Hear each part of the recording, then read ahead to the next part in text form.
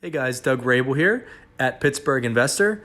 And today, what I'm going to be talking about is the different ways that you could finance investment properties. I get this question all the time asking, how do you purchase properties?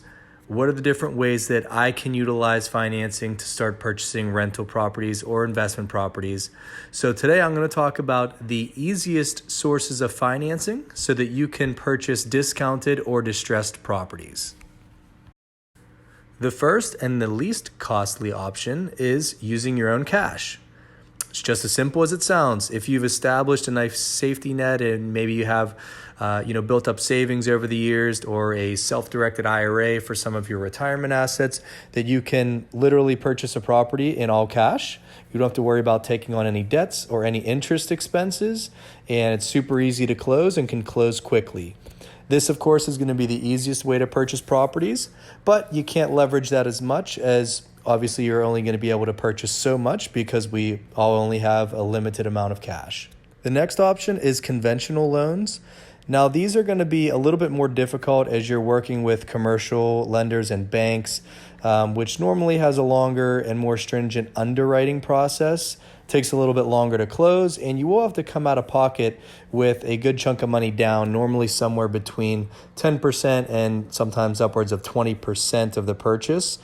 But you can purchase some relatively turnkey properties this way and have a very low interest rate, as banks tend to have the lowest cost of capital compared to hard money lenders or other private financing sources. The third option is going to be to use a line of credit.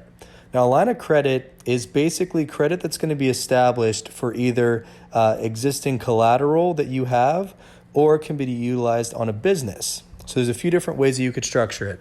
One is if you have a business that's profitable and been around for a while, you can go to lenders and different financing sources to get a line of credit, which is essentially like a really big credit card that you can use for your business. You can then decide to use that to purchase properties if you'd like, or use that to renovate an existing property. Other lines of credit would be home equity loans. So essentially on your existing home, if you have equity in the property, meaning let's say that you have a loan of $100,000 and you feel that it would appraise for around $200,000, that means you have $100,000 in equity that you could potentially tap in on a line of credit. Now, of course, this is going to be based off of your income and your financials and, some of the existing assets that you have.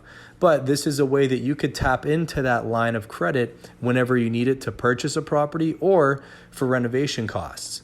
The other thing that's great is you're only going to be paying interest on the money that you take out. So if you have a $50,000 line of credit and you're only using $25,000, you're only going to be paying interest on the money that's actually withdrawn.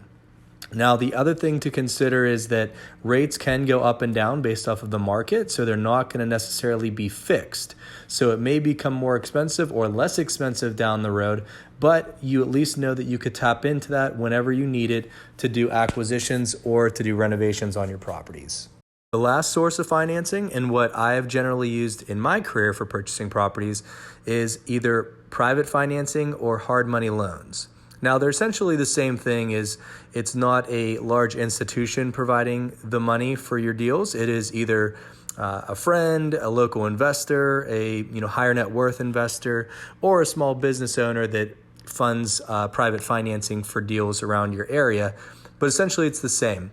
These are going to be higher interest loans. They might have upfront costs as well, called points, which is a percent of the loan that you're taking out. And they're normally based off of the property itself, as well as your background with investing.